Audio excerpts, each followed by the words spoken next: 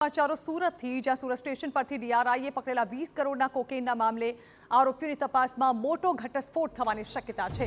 આરોપી અન્ય દેશોમાં પણ જઈ આવ્યો હોવાનું સામે આવ્યું છે। આરોપીઓનું બાંગ્લાદેશ કનેક્શન પણ સામે આવી શકે છે। ગઈકાલે તેજસ ટ્રેનમાંથી 2 કિલો કોકેન ઝડપાયું હતું। ડ્રગ્સ કોની પાસેથી મંગાવ્યો અને કોને સપ્લાય કરવાનું હતું તેની તપાસ ચાલુ છે।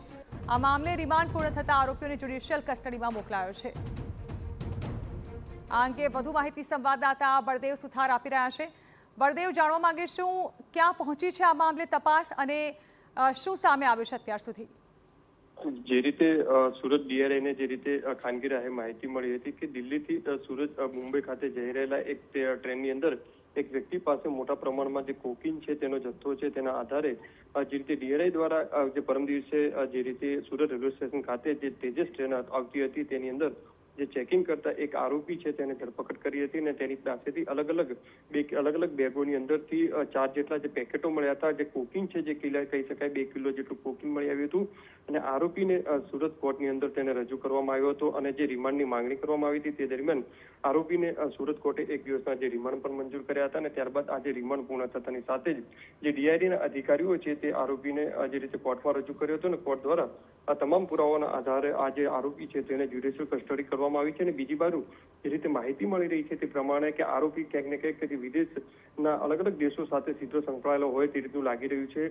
પ્રાથમિક તપાસની અંદર એ પણ સામે આવી રહ્યું છે કે બાંગ્લાદેશ એક વખત આ જે આરોપી છે તે ત્યાં વિઝિટ પણ કરી ચૂક્યો છે। હવે આ જે ચરસ સાથે વિઝિટ કરી છે કે વિઝિટ કરી છે, આ તમામ બાબતોને લઈને ડીઆરઆઈ દ્વારા તપાસ કરવામાં આવી રહી છે।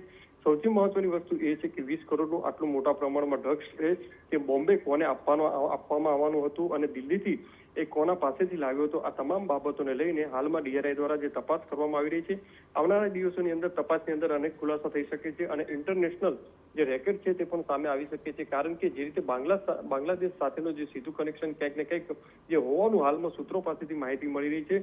જો ઊંડાણપૂર્વક જો તપાસ કરવામાં આવે તો બાંગ્લાદેશ સહિત બીજા દેશોની અંદર પણ આ વ્યક્તિએ જ વિઝિટ કરી છે અને કયા લોકો સાથે સીધો સંપર્કમાં છે એક મોટો ખુલાસો થઈ શકે છે। જી બિલકુલ, આભાર બળદેવ। આ મામલે અનેક મોટા ખુલાસાઓ થવાની હાલ તો શક્યતા સેવાઈ રહી છે। તપાસ બાદ જ આગળની માહિતી સામે આવી શકે।